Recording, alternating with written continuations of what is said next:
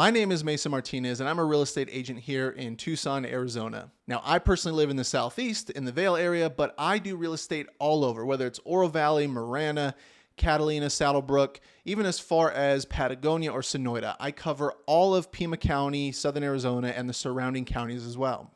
I love looking at our industry's data and the market and how it's performing. Now, in real estate, the reason why in August I'm giving you the July numbers is because in the real estate industry, we deal with a lagging set of data. So there's really no real-time data I can look at to give you a super accurate snapshot of the market. What we have to do is let the months pass, take a look back on how July performed, and then we can compare that to previous years, previous seasons, or previous quarters, and make educated predictions and guesses from today going forward. Now, of course, none of us have a crystal ball, and I'll never claim to know what's going to happen tomorrow, 2 weeks from now, or even 2 months or 2 years from now. But again, we can look at 30 years worth of data and make an educated guess and prediction on how you might best benefit, whether you're a buyer or a seller. With that being said, Tucson, if I can summarize it in just one simple sentence, Tucson is steady and holding strong. We've seen real no dips and real no ups, so the hills and valleys have been pretty moderate. The one thing that has been consistently going up and to the left or increasing year over year and even really month to month are home values here in Tucson. Now, all the data I'm going to give you today and everything that I'm going to talk about is specific to single family homes here in Tucson. So if you have a zip code that is 857 -- those are the zip codes that I'm referring to, and only single family homes. That means no townhomes, no condos, no manufactured homes, and no mobile homes, and no land, of course. This past week, and I think over the past 2 weeks, we saw rates take a dive that we have not seen in months. I would almost say probably a year. And that is coupled with all the headlines you might be seeing.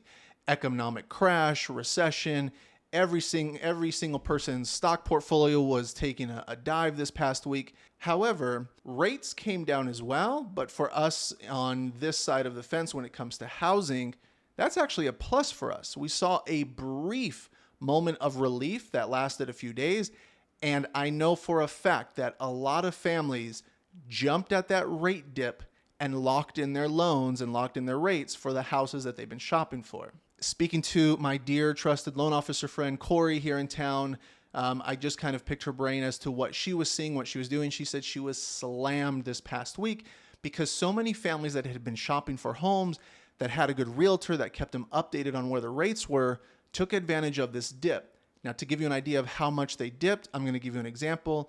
The VA loan had been sitting at about 6.25, 6.5%. And it dipped down to about 5.5%.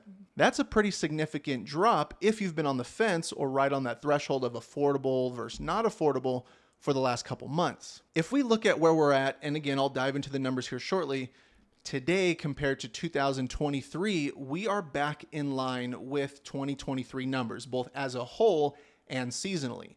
Now that we are in the summer, slowly approaching the fall, we have seen numbers and values start to steady out and come back in line with their historical averages. I will tell you, housing values started off super hot in 2024. January, February, and March, home values were super high, and we've since seen them come down. Now, again, I will say they came down, but we are still at an all-time high, and we are simply back in line with the seasonal norm. We're in the hottest summer that I can remember through my time being here, and not many families go out and buy when it's this hot. So home purchases have come down just a bit. But again, I will say this again and numerous times, home values have continued to rise. So getting into the numbers, my favorite part, in July, we saw 620 total home sales. Again, this is single family only. That is up 3.3% from the same time last year till today. The average home price for Tucson, again, if your zip code starts with 857, this is for you. The average home price was $481,609. This is up 3.9% from the same time last year. The median price point came in at $375,000. This is down negative 0.8%.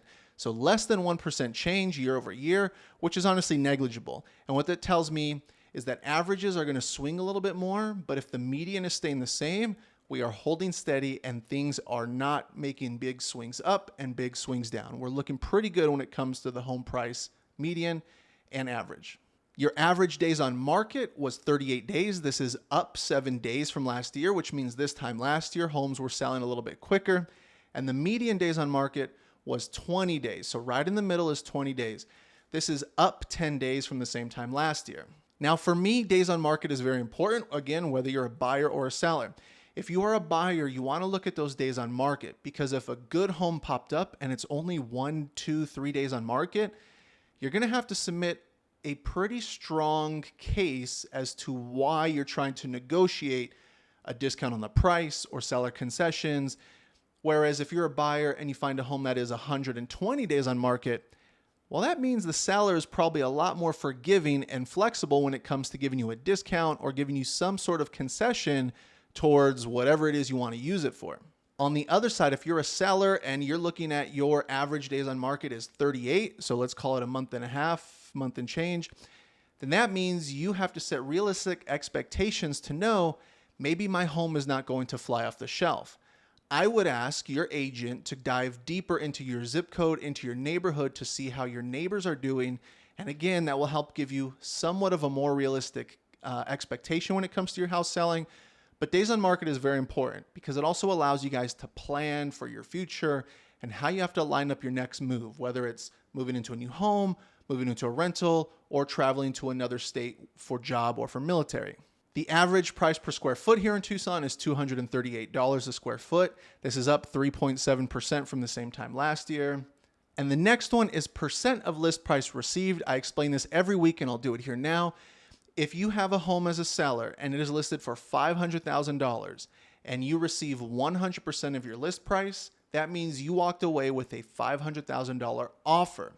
Now, if you receive 1% over your list price, so 101% of your list price, it means you walked away with $505,000 because you received an over asking offer.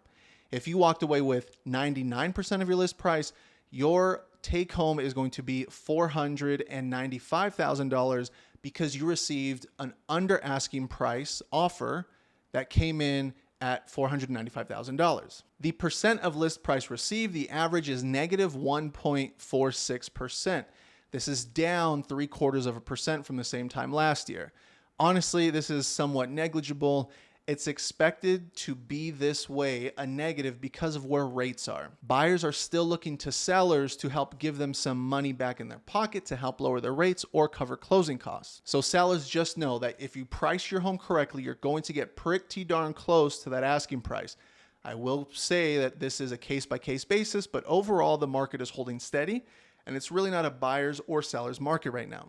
I mentioned it earlier, but we are currently at 2.68 months of supply.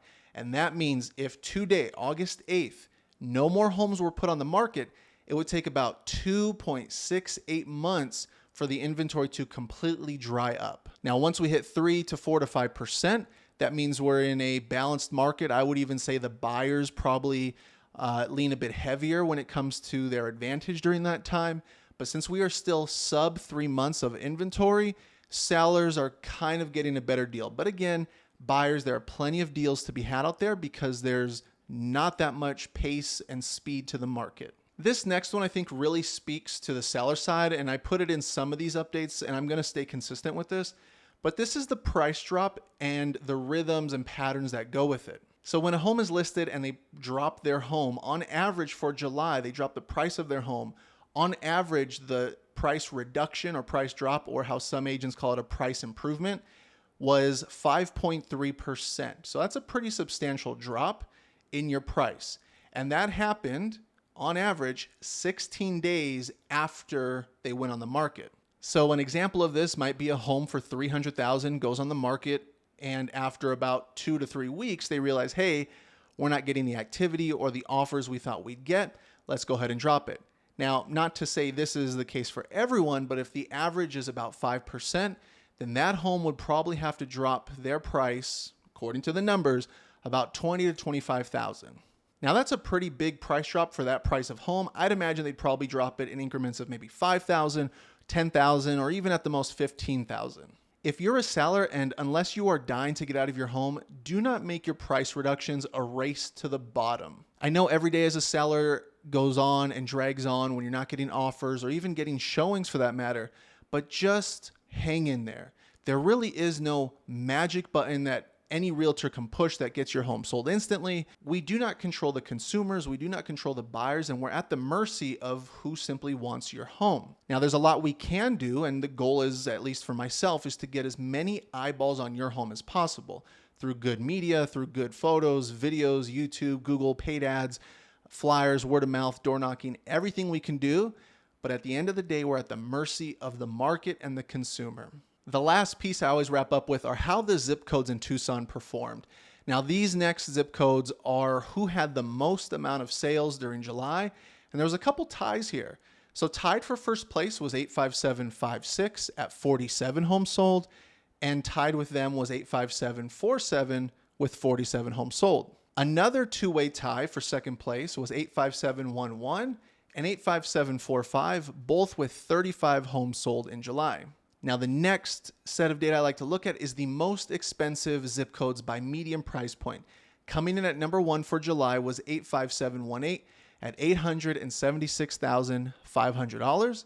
Number 2, its neighbor 85750 at a median price point of $805,000. And number 3, 50's neighbor 85749 at $725,000.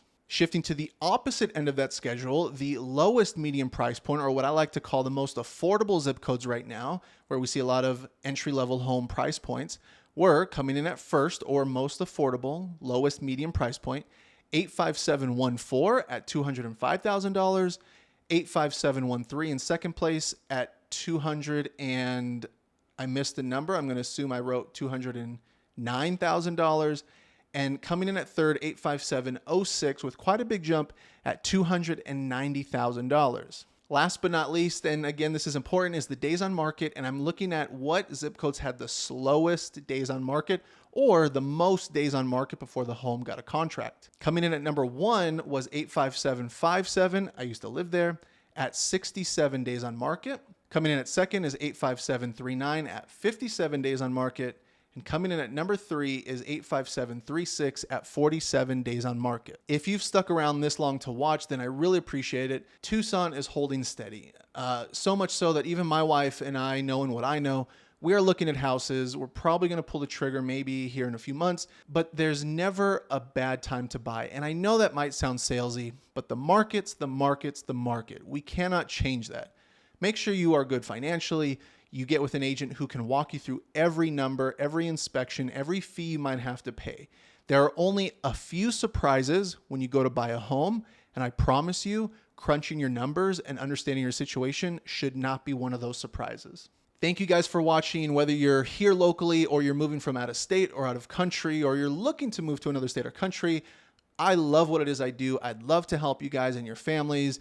Thank you guys for watching. I'm Mason in Tucson. I'll see you next month.